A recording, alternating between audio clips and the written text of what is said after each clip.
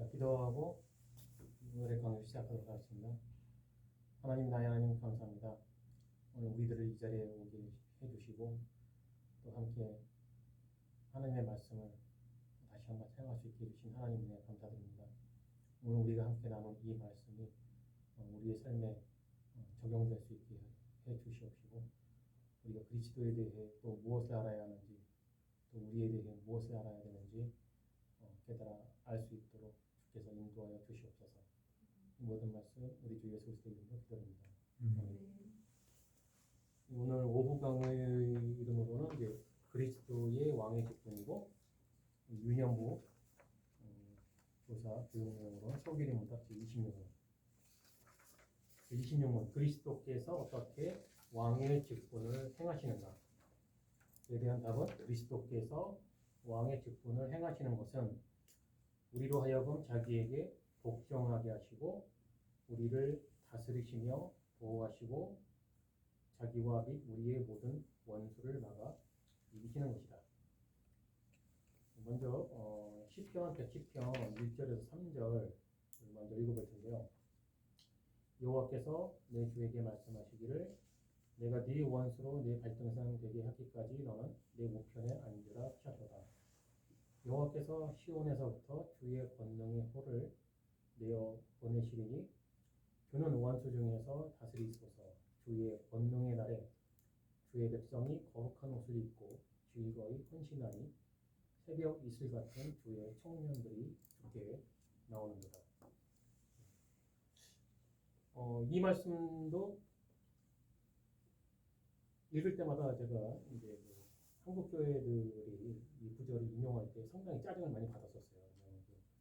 이런 구절을 굉장히 뭔가 청년들을 좀 선동하는 그런 구절로 많이 이용을 하고 뭐 열린 예배니 무슨 찬양 예배니 하면서 많이 인용을 하잖아요. 참 어떻게 같은 구절을 가지고 그런 식으로 사기를 쳐먹을 수 있을까? 그런 생각에 굉장히 짜증이 많이 나는 구절 중에 하나예요. 이게 이 구절이 굉장히 중요한 구절인데 그거를 자기네들 이벤트에 활용한다는 게 너무 화가 났어요. 근데 왜 굉장히 중요하냐면 여기에 구약 성경 구절에서의 삼위일체 하나님에 대한 증거 구절이에요. 일단 그리고 예수 그리스도께서 왕으로 오시고 제사장으로 오시고 선지자로 오시는 것에 대한 어떤 그 종합적인 그런 구절이랄까. 상당 정도가 아니라 굉장히 중요한 건데 그걸 그렇게 그러고 싶었을까? 자, 여러분들이 여기서 의문을 가져야 되는 게 있어요. 뭐냐면은 첫 구절 여호와께서 내 주에게 말씀하시기를. 자, 다윗이 쓴 시예요. 다윗이 썼는데 여기서 두 인물이 등장하잖아요. 여호와 보편적으로 우리가 하나님이라고 생각하잖아요. 근데 내 주에게 말을 했다. 다윗에게 자기의 주인이에요. 근데 하나님이 나의 주인에게 말을 했다는 거예요, 지금. 그러니까 하나님 이외에 나의 주가 등장했고 하나님이 나의 주에게 말씀을 하셨다. 근데 하나님이 뭐라고 말씀하셨냐? 내가 네 원수로 네 발등상 되게 하기까지 너는 내 우편에 앉으라 하셨더라. 지금 조금만 자세히 읽어봐도 그게 누군지 벌써 눈에 확 들어오죠. 구약 시대 때에 그러니까 신약이 아니에요. 이게 시편 다윗 왕조 시대 때란 말이에요. 다윗이 이 당시에 이미 메시아를 봤다는 거예요. 어떻게 봤는지 모르죠. 성경에 기록이 안 돼 있으니까. 그런데 장차 오실 메시아에 대해서 내 주라고 이미 호칭을 하고 있었고 하나님이 내 주에게 그렇게 말씀을 하셨다. 이게 피할 수 없는 구약 성경에서의 삼위일체 하나님에 대한 증거 구절인 거예요. 자, 그것에 대한 증거 구절이 있는데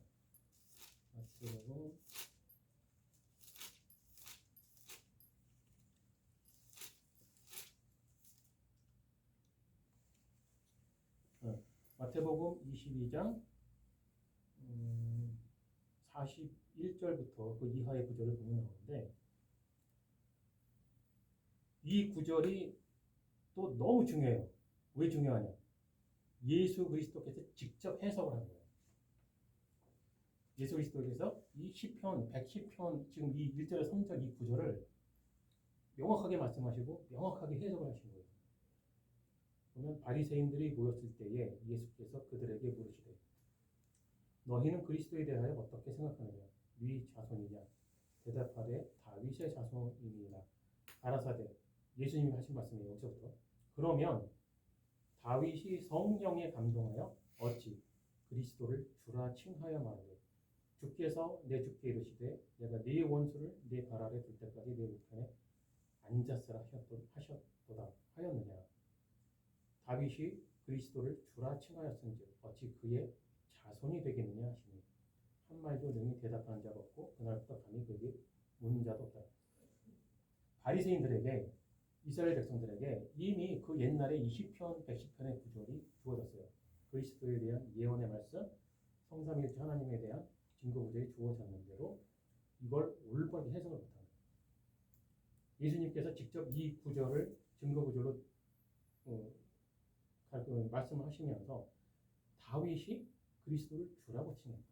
이미 그러니까 이 증거로 인해서 예수님께서 어떻게 해석했냐면은 다윗이 그때 당시 이미 그리스도를 봤다는 거예요. 물론 그 구약 성경에 그가 어떻게 봤는지는 기록은 없으나 예수님의 해석에 의해서 다윗이 그걸 봤다는 것을 예수님께서 증거를 해주시는 거예요. 그래서 다윗의 혈통으로 인해서 예수님께서 오실 거는 맞지만 그러나 다윗의 밑에 있는 존재는 아니라는 뜻이죠. 그리고 중요한 건 뭐냐면 또 다윗은 사람이기 때문에 죽었단 말이에요. 이미 이제 무덤에 들어가 있어요. 근데 그리스도는 영원하다는 뜻이에요. 그 다음에 또 하나의 그 증거 구절이 있는데 사도행전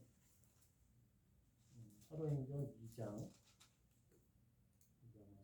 34절인가? 네, 맞네. 사도행전 2장 34절 이게 베드로의 설교인데 다윗은 하늘에 올라가지 못하였으나 친히 말하여 가로되 주께서 내 주에게 말씀하시기를 내가 네 원수로 네 발등상 되게 하기까지 너는 내 우편에 앉았으라 하셨도다 하였은즉 그런즉 여기 이제 베드로 해석이 나오죠. 이스라엘 온 집이 경량할지니 너희가 십자가에 못 박은 이 예수를 하나님이 주와 그리스도가 되게 하셨느니라.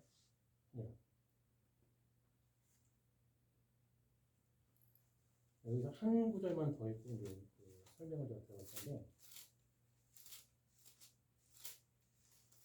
에베소서 2장 20절 말씀.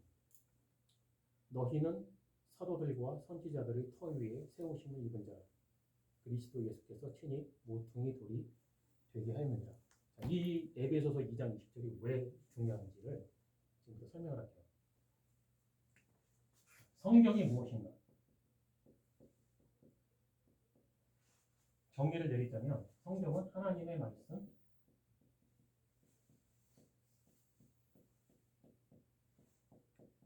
하나님의 말씀이고 생각이에요.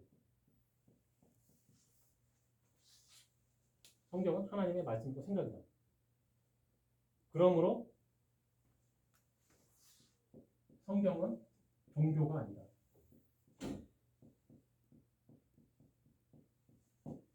이 개념을 잊지 마세요. 제가 오늘 이 강의에서 굳이 이걸 말을 하는 이유가 있어요.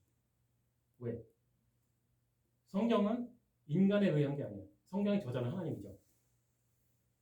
인간은 종교를 만들었어요. 즉 종교란 건 인간이 만들어낸 거예요.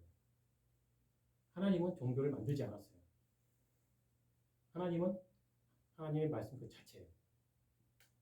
그런데 사람들은 이 성경 말씀을 해석을 하면서 해석과 설명을 하면서 무엇을 만들었냐? 종교를 만든 거예요.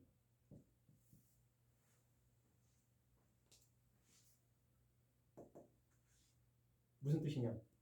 하나님께서는 성경에서 예를 들어서 아라고 말씀하셨어요. 얘들아 아 했는데 그 말을 듣고 아라는 말을 듣고 해석을 하는 사람들이 하나님이 어라고 말씀을 하셨어. 이렇게 가는 거예요. 그러면 사람들은 그 말을 듣고 뭐라고 생각해요? 어라는 말이구나 하면서 거기에 헌금을 내고 그 종교 지도자를 따라가요. 그게 바로 종교예요. 이 종교의 이름이 무엇이든지 간에 다 똑같아요. 그러면 종교의 목적은 뭐냐? 바로 권력과 재물이에요. 고대의 종교 지도자들은 곧 그 나라의 국왕이었어요. 그 옛날 사람들은 그 자기네 집단 또는 그 지역, 국가 단위로 그 종교 사상이 곧 정치 철학이었어요. 지금은 그 정치 철학과 종교가 상당히 분리가 되어 있죠. 이거는 현대 사회의 현상이고 그 옛날에는 종교 사상이 곧 그 나라의 정치 사상이었어요. 그리고 그 법이었어요. 그렇기 때문에 사람들은 종교가 필요했어요. 왜? 사람들을 통치를 해야 됩니다.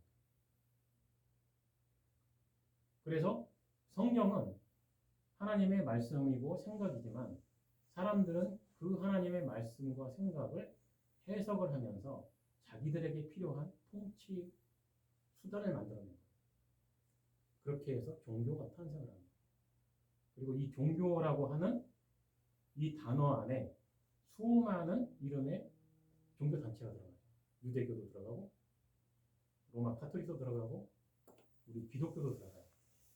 그러면 우리는 어떤가? 우리도 여기서 못 벗어나요. 우리도 마찬가지예요. 왜? 개혁주의도 개혁주의 해석에 따른 정치적 구조가 있어요. 교회라는 단체가 운영을 할 때 그 개혁주의의 특징은 뭐냐? 장로 제도잖아요.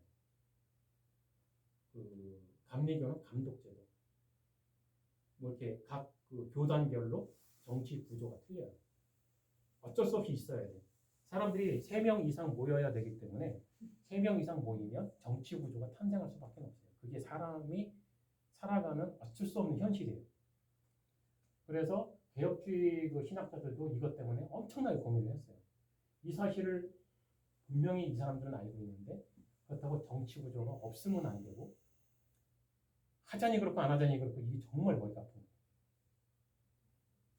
그래서 어쩔 수 없이 하긴 해야 되는데 그러면 올바르게 해석을 하자. 올바르게 해석을 하고 올바르게 최대한 하나님의 말씀에 가깝게 해석을 하자.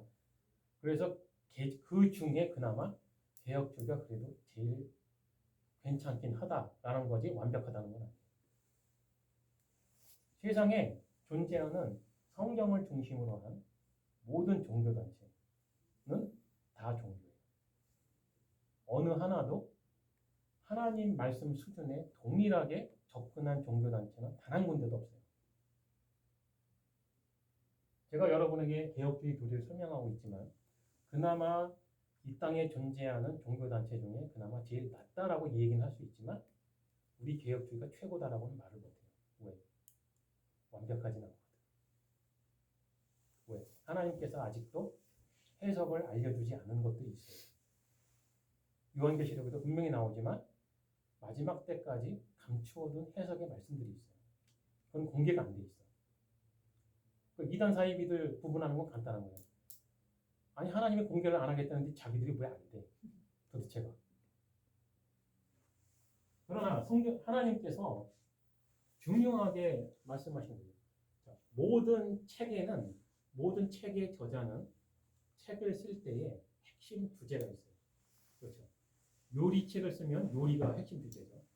그 중에서도 뭐 분야가 나뉘면 중식이냐 일식이냐 뭐냐 나눠져서 뭐 중식은 중식, 일식이면 일식, 뭐 철학책이면 철학. 모든 책에는 저자의 의도가 들어가 있단 말이에요. 그럼 성경도 책이에요. 그렇죠. 성경이라는 이름 자체가 성스러운 책이에요. 그냥. 이 성경의 저자이신 하나님께서는 이 책을 쓸 때에 하나님의 의도가 들어가 있는 거예요. 생각이니까. 뭘까 이게 도대체. 이거를 정확하게 짚지 못하면 사람들이 해석이 빗나가게 돼 있어요. 저자의 의도를 다르게 생각을 했습니다. 그래서 과학자의 입장에서는 성경 속에서 과학적인 증거를 찾으려고 해요. 역사학자는 성경에서 역사적인 사실을 끌어내려고 시도를 한답니다. 문학가는 어떤 그 문학적인 시적인 표현을 이끌어내고자 하죠. 근데 문제는 다 틀렸다는 거예요. 왜? 그건 하나님의 의도가 아니었습니다. 그러면 성경에 가지고 있는 그 의도는 무엇이냐? 영생이에요, 영생. 성경의 핵심 주제는 영생이에요. 이걸 모르고 해석을 하면 다 이상한 해석이 나오는 거예요.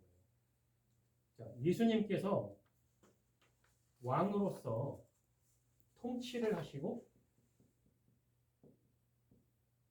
우리를 보호를 하세요. 오늘 읽은 그 소교리문답게 26문의 그 해답 부분에 보면은 왕의 직분을 행하시는 것, 자기에게 복종하게 하시고 다스리시며 보호를 하신다고 되어 있잖아요. 여기 복종을 한다는 것은 통치를 뜻하는 거죠. 자, 그럼 무엇을 통치하느냐? 바로 영생을 뜻하는 거예요. 영생을 위한 통치예요. 하나님께서는 영원 전부터 사람을 구원하기 위한 계획을 세우셨단 말이에요. 성경의 핵심 주제는 영생인데 또 다른 말로 이걸 뭐라고 표현하냐면 구속사라고 한단 말이에요.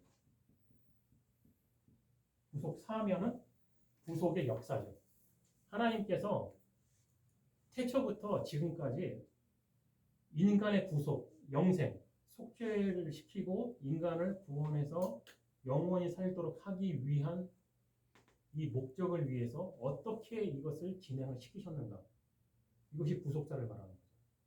그래서 하나님께서 아버지 하나님이 등장하시고 아들 하나님이 등장하시고 성령 하나님이 등장하시고 삼위일체 하나님을 오해하는 사람들이 그래서 예수님이 아들이니까 두 번째고 성령이 세 번째로 등장했으니까 세 번째 아니냐라고 말을 하는데 그래서 그런 게 오해라는 거예요. 하나님은 구속사의 입장에서 순서적으로 그렇게 표현을 하셨을 뿐 성령이 세 번째이기 때문에 세 번째 등장한 게 아닌 거예요.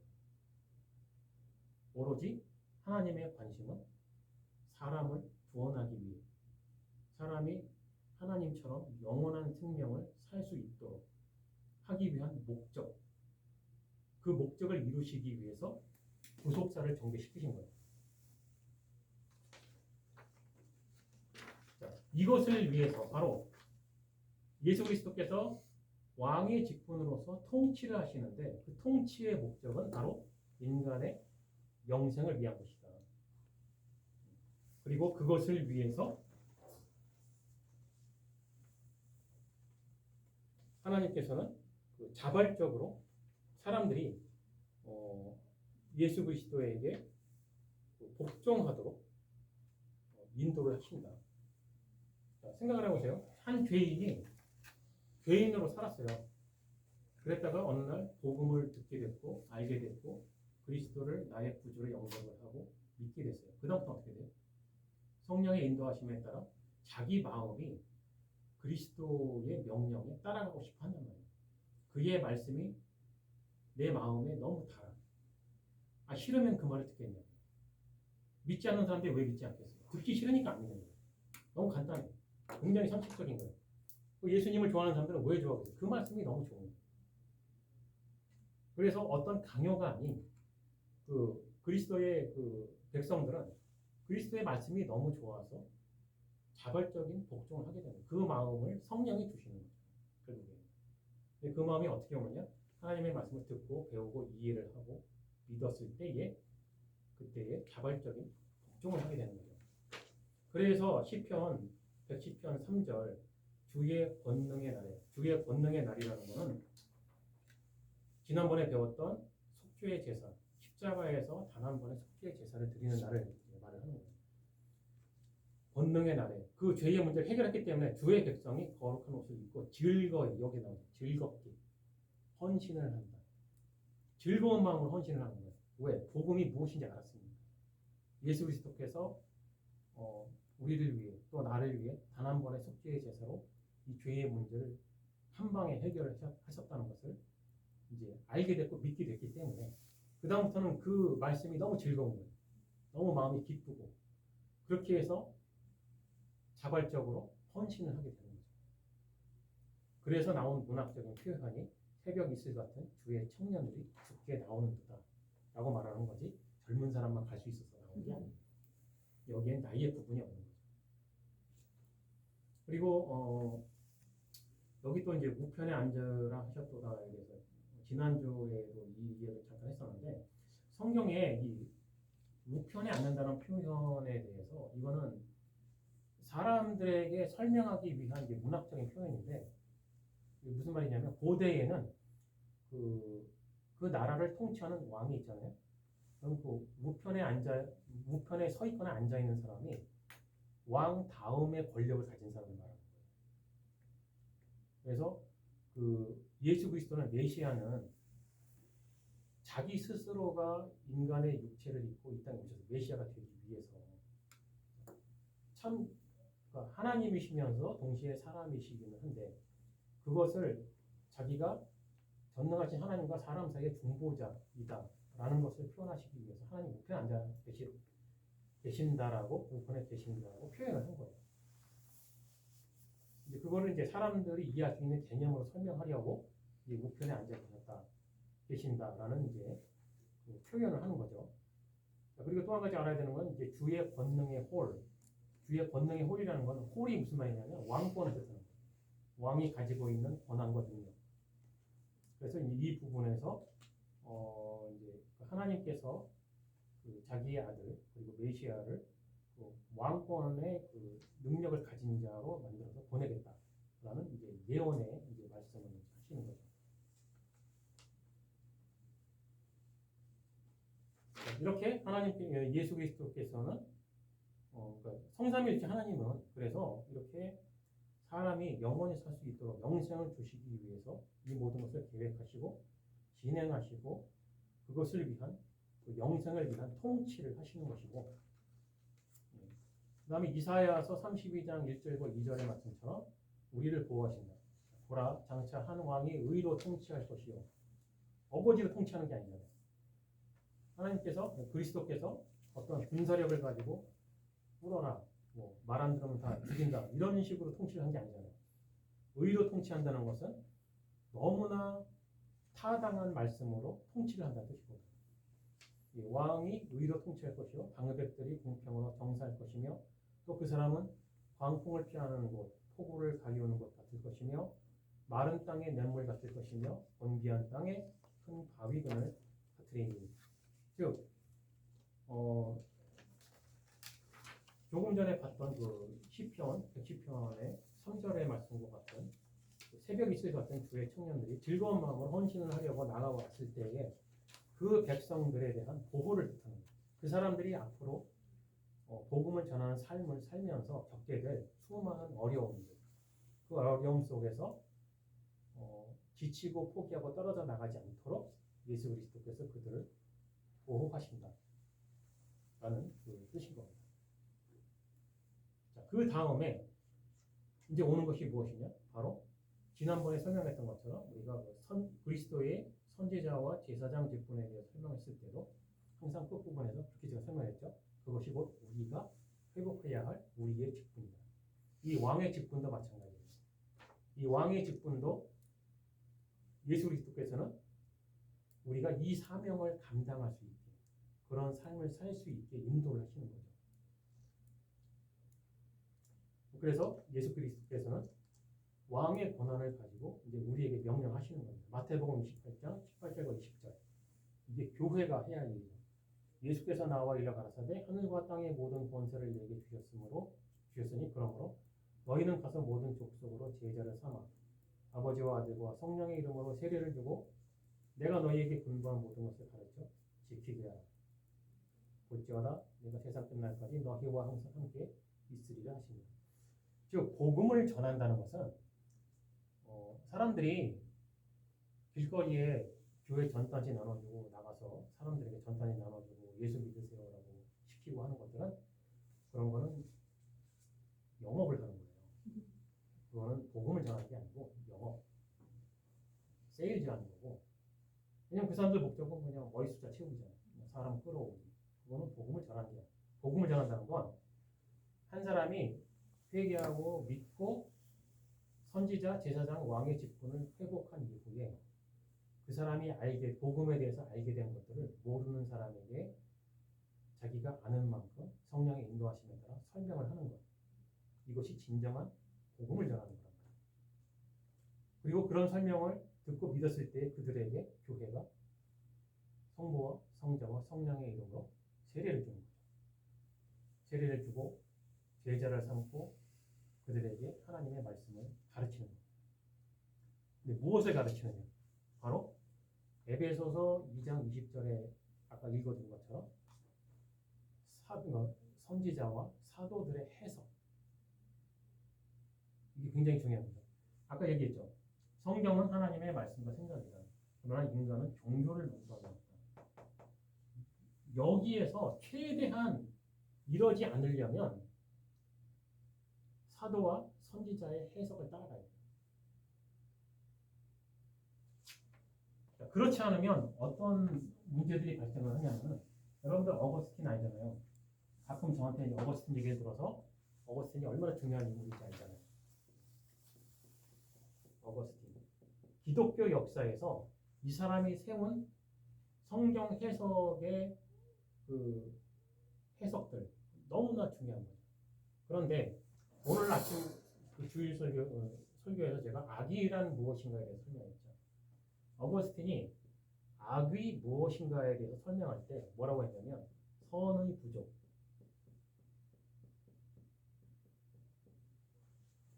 악이라는 것은 선이 부족할 때 나타나는 현상이 악이다라고 설명했어요. 이 사람하고 똑같은 말을 한 사람이 아인슈타인이에요. 아인슈타인이 학교 수업에서 선생님이 하나님에 대한 부정적인 말을 했어요. 그래서 하나님이 악을 만들었어요. 그때 아인슈타인이 뭐라고 설명하냐면 추위라는 게 존재하느냐. 무슨 추위가 존재하지 너 추운 것도 몰라? 그러니까 아인슈타인이 뭐라고 하냐면 추위라는 건 실제로 존재하지 않는다. 온도가 부족하면 추운 거다. 이런 설명을 해요. 선생님이 할 말이죠. 그럼 악이란 무엇이냐? 하나님의 사랑이 부족했을 때 악이다. 자, 그런데 아인슈타인 이 사람들의 설명이 굉장히 멋있잖아요. 그렇죠. 굉장히 멋있고 진짜 딱 맞는 말 같아. 근데 둘 다 틀렸어요. 이거 왜 틀렸냐? 이 두 사람이 설명한 선이 부족하기 때문에 악이다라는 설명은 신플라톤주의적 설명이에요. 무슨 말이냐면 신플라톤주의 철학은 유출론이잖아요.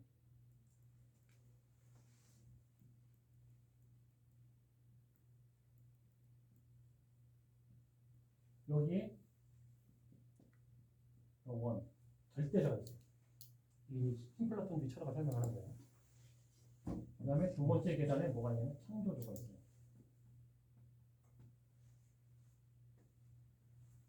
그리고 세 번째에 영혼이 있어요. 그리고 이 네 번째가 물질의 세계예요. 신플라톤주의 철학에서는 물질이 어떻게 존재하느냐. 절대자의 영광이 너무나 거대해가지고 흘러 넘친다는 거예요. 폭포수처럼. 그래서 창조주가 탄생했다는 거예요. 그런데 이 절대자의 영광은 계속해서 흘러 넘쳤다는 거예요. 그래서 한 단계를 더 흘러 넘쳤다는 거예요. 그래서 영혼의 세계가 탄생을 했다는 거예요. 근데 여기서 더 흘러 넘쳐서 물질의 세계가 탄생을 했다는 거예요. 그러면 신플라톤주의 철학에 의하면 저 영광이 더 이상 흘러 넘치지 않는 곳은 악이겠죠. 결국에 절대자의 영광이 부족한 부분에 악이 존재한다 라는 해석입니다. 그래서 어거스틴이 신플라톤주의 철학을 박식하게 알고 있던 사람입니다. 그렇게 해서 악이란 선의 부족이라는 생각을 끌어낸 거예요. 이 사상을 잘 알고 있었던 아인슈타인도, 근데 아인슈타인은 천재는 천재예요. 그 해석을 저기 꼬마 때 했으니까 우리가 저 어른 데서 한 건 아니에요. 그렇지만 아인슈타인의 해석도 역시 신플라톤주의 철학에 의한 해석이고 결국엔 아인슈타인은 성장해서 하나님을 부정하죠. 생각해보니까 아니거든. 자, 이렇게 오늘 아침에 제가 악이란 무엇인가에 대해서 정의를 내렸죠. 하나님의 말씀으로부터 멀어지는 것. 하나님의 말씀을 듣고도 순종하지 않는 것. 왜? 악이 무엇인지 아담이 보여줬잖아요. 에덴 동산에서 먹지 말라는 선악과를 따먹으면서 내 마음대로 내 생각대로 살겠다. 하나님의 말씀과 생각대로 사는 것이 아니라 내 생각과 내 주관대로 살겠다. 이게 악이에요. 그 순간 죄로 타락을 했고 그 이후에 인간이 알고 있는 모든 종류의 범죄가 나온 거예요. 살인, 분쟁, 시기, 사기 이런 것들은 옵션들. 그러나 최초의 악, 최초의 죄, 가장 근본적인 것은 하나님의 말씀을 싫어했을 때 듣고 싶지 않고 들었어도 순종하기 싫고 그 이후에 가인이 솔선수범을 보여줬잖아요. 아벨과는 다르게 하나님의 말씀대로 제사를 드리지 않고 지 맘대로 제사를 드리면서 최초의 종교를 탄생시키죠. 수많은 사람들이 선이 무엇이고 악이 무엇인지 굉장히 헷갈려합니다. 오늘 아침에도 그 얘기했지만 인간을 중심으로 놓고 악을 이야기하면 상대적이에요. 나한테 나쁘게 하면 저건 악이에요. 근데 그 악에 대한 해석을 하나님의 말씀처럼 하나님을 중심으로 놓고 해석을 하면 이런 해석이 나오죠. 악이란, 성경이 말하는 악이란 하나님의 말씀을 싫어하는 것, 듣지 않는 것, 듣고도 순종하지 않는 것. 이것이 악이다. 그럼 선은 무엇일까? 하나님의 말씀을 듣고 하나님의 말씀에 순종하는 게 선이죠. 왜 하나님이 절대 선입니까? 사실은 이 대답이 굉장히 상식적인 거예요. 기독교인이라면 너무 쉽게 알아야 돼요. 그런데 다들 몰라. 왜 그럴까? 바로 신플라톤주의 철학이 성경 해석에 뛰어들었어요. 그 옛날부터. 지난번에 천국과 지옥에 대한 설명이죠. 예수님께서 천국에 대한 해석을 분명히 해주셨죠. 천국은 여기 있다 저기 있다 말할 수 있는 장소가 아니다. 사람이 죽어서 가는 곳이 아니다. 보편적으로 알고 있는 생각은 인간이 죽으면 숨이 멎고 영혼이 붕 떠서 착한 일 하는 사람은 천국으로 가거나 나쁜 일 하는 사람은 지옥을 가거나 세상의 모든 종교가 한 개도 안 빼고 다 똑같은 해석을 해요. 오직 예수 그리스도의 해석만이 천국은 너희 마음에 있다. 현재의 네 마음에 하나님의 말씀이 있고 그 말씀이 너무 즐거우면 너는 천국에 있고 행복한 것이다. 왜?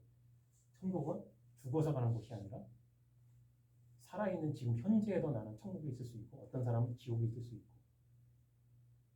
그런 사람이 죽어서도 여전히 천국에 있는 것이고 이것이 성경이 말하는 천국의 해석이에요. 그런데 기독교가 예수천당 불신지옥을 말하고 있죠.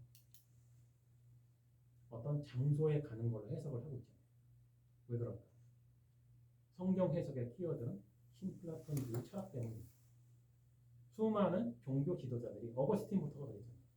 그 대단한 어거스틴부터 해서 그런 철학적인 해석을 끌어들이면서 성경에 존재하지 않는 천국과 지옥 개념을 끌어들입니다.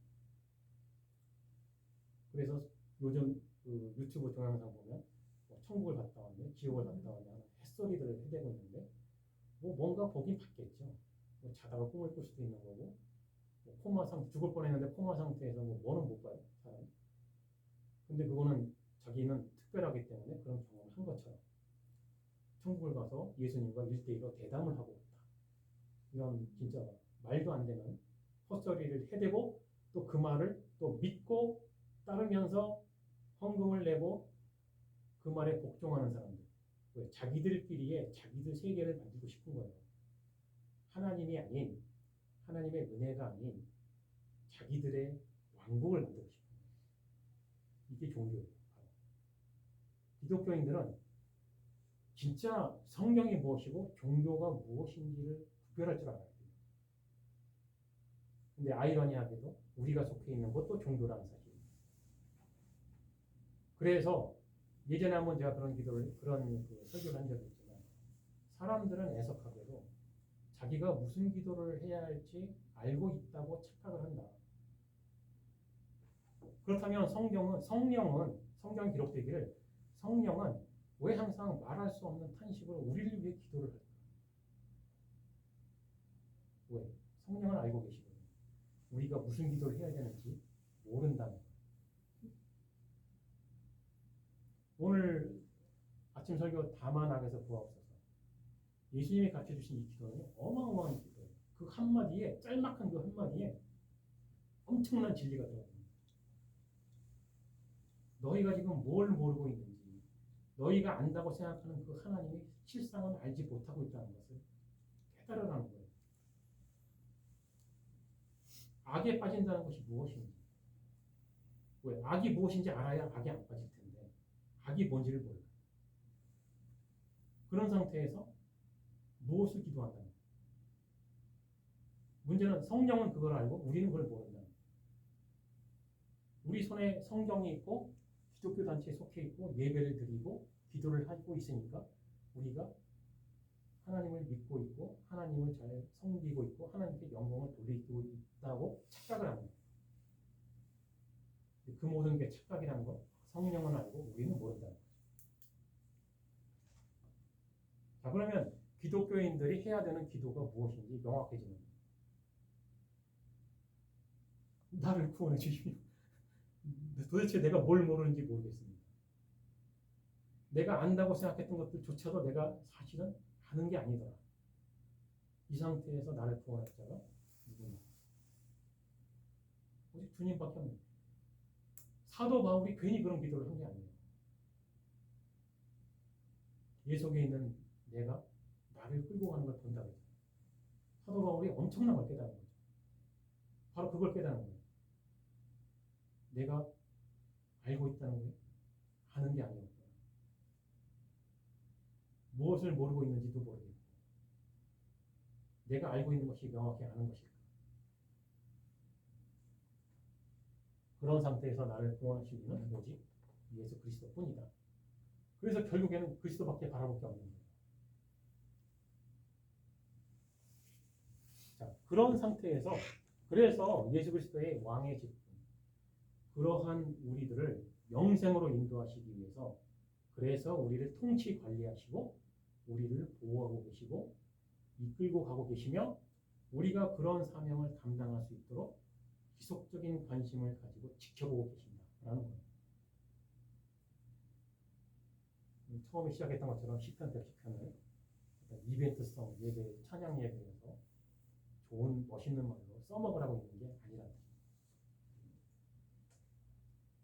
거예요. 질문 있어요?